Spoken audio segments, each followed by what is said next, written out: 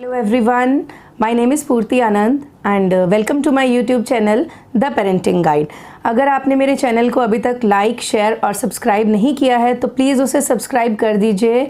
और आज का जो हमारा टॉपिक रहेगा, should it be mandatory for children to speak in English.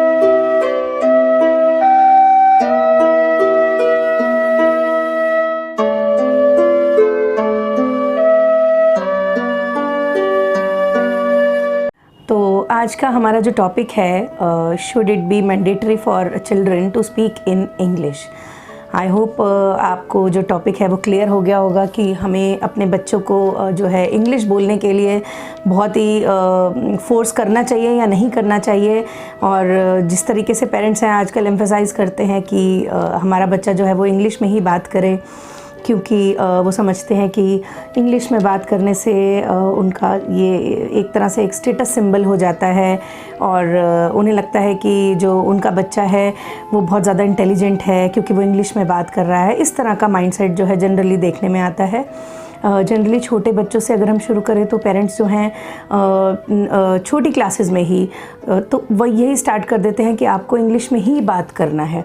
Schools को अगर हम लें तो स्कूल्स में ये कंपल्सरी किया जाता है कि इंग्लिश में ही आपको बात करनी है टीचर्स के साथ और अपने जो क्लासमेट्स के साथ। लेकिन जब वो घर आता है बच्चा तो उसको ये कहा जाता है कि बेटा आप इंग्लिश में बात करो। ऐसा जनरली सभी फैमिलीज़ में आजकल चल रहा है। सभी ये चाहते हैं कि उनका बच्चा जो है इंग्लिश बोले और उसके बाद वो उसको कुछ क्लासेस में भी भेजते हैं जिनसे कि वो और रिफाइंड और बहुत ही फ्लुएंट इंग्लिश जो है बोले। ये सब कुछ ठीक है but up to an extent. ये तभी उसके बाद आप देखिए कि जो बच्चे हैं वो कुछ बच्चे तो उनके घर का एनवायरनमेंट ऐसा होता है कि वो कंफर्टेबल होते हैं और वो बोल लेते हैं क्योंकि उनके घर में सभी जो हैं वो इंग्लिश में बात कर रहे हैं। लेकिन कुछ बच्चे जो होते हैं उनको ये एक तरह से एक प्रेशर लगने लगता है और वो नहीं चाहते कि वो इंग्लिश में बात करें क्योंकि वो फ्रीडम नहीं दे पाता अपने आप को एक्सप्रेस करने की। और वो जो बच्चे हैं वो अपने आप को एक्सप्रेस करना ही भूल जाते हैं। वो हमेशा जब पेरेंट्स उन्हें कहते हैं कि हम आपकी बात तभी सुनेंगे, आई हैव सीन ये चीज़ भी हम लोगों ने देखी होगी कि हम उनको ये बोलते हैं कि अगर आप इंग्लिश में बात करेंगे तभी हम आपकी बात सुनेंगे।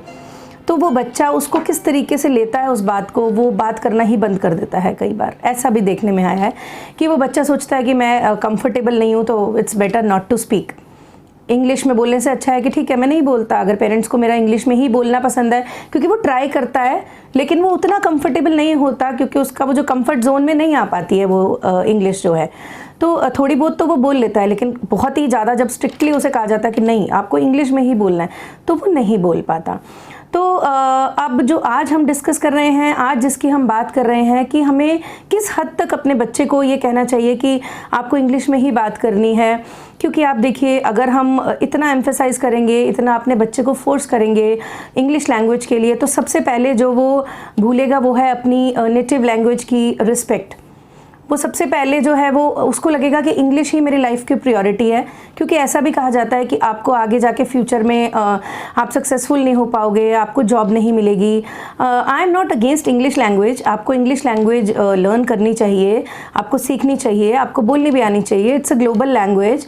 लेकिन आप अपनी जो खुद की लैंग्वेज है, अपनी जो नेटिव लैंग्वेज है उसको छोड़ के और उसको जो इन्फीरियर अपने बच्चों को बता के कि इंग्लिश लैंग्वेज ज़्यादा सुपीरियर है, that I would not agree. क्योंकि ये थोड़ा गलत हो जाएगा क्योंकि हम अपने बच्चों में इस तरह का माइंडसेट उनका बना रहे हैं कि उनको हिंदी लैंग्वेज की कभी रिस्पेक्ट करनी ही नहीं है, विच इज़ एब्सोल्युटली रॉन्ग।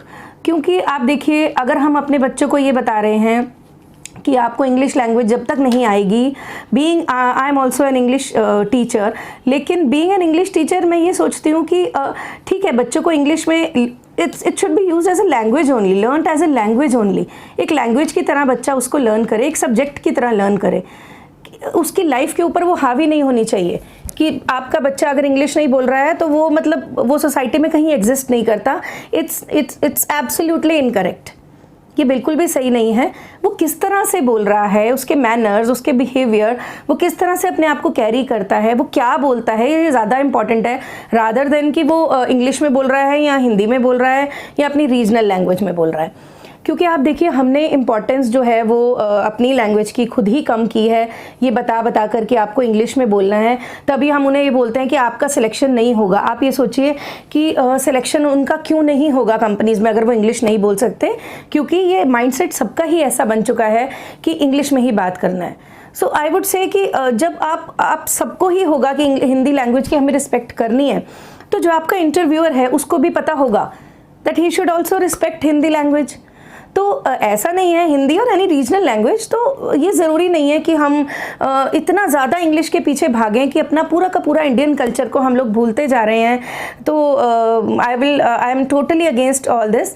और दूसरी बात यह है कि आप देखिए अगर हम सक्सेस की बात करें तो आप बहुत सारे लीडर्स, बहुत सारे सक्सेसफुल IAS ऑफिसर्स और बहुत सारे सक्सेसफुल लोगों को आप देखेंगे जो कि they have reached towering Heights and they support there native language. वो अपनी रीजनल लैंग्वेज को सपोर्ट करते हैं और वो बहुत सक्सेसफुल है। ऐसा नहीं कि उन्हें इंग्लिश नहीं आती तो वो सक्सेसफुल नहीं है। That you can also search, बहुत सारे आपको ऐसे लोग दिखेंगे। तो मैं ये कहूँगी कि बच्चों पे ऑलरेडी बहुत सारी चीज़ें हैं करने को, तो प्लीज़ आप ये प्रेशर एक और हटाइए उनके ऊपर से कि इंग्लिश में बात कीजिए, बिकॉज हमें ही स्टार्ट करना पड़ेगा अपनी लैंग्वेज की रिस्पेक्ट करना। And don't run after English language. उसके बाद आप देखिए, मैं let's take an example of a developed country Japan. तो जापान को अगर आप देखते हैं तो वो एक डेवलप्ड कंट्री है। आप देखेंगे वहाँ पे ऐसा कुछ नहीं है कि उनको स्पोकन इंग्लिश पढ़ाई जाती है। उनकी तो जो इंग्लिश लैंग्वेज है उनको सभी सब्जेक्ट्स जापानीज़ में पढ़ाए जाते हैं। उनकी जो इंग्लिश लैंग्वेज है वो भी उन्हें जापानीज़ में ही पढ़ाई जाती है। और सिर्फ 2% जापानीज़ हैं, अराउंड 2% हैं जो कि इंग्लिश बोलते हैं। आप देखिए टेक्नोलॉजी वाइज कितना स्ट्रॉन्ग कंट्री है वो, हम लोग उसको देखते हैं टेक्नोलॉजी वाइज कि वो it's a proper developed country. तो उसमें भी इंग्लिश नहीं बोली जाती तो फिर तो उसको एक डेवलप्ड कंट्री होना ही नहीं चाहिए था, है ना। अगर हम अपने माइंडसेट से देखते हैं तो आप देखिए, तो आई मीन टू से इज़ कि सब कुछ पॉसिबल है इंग्लिश के बिना भी।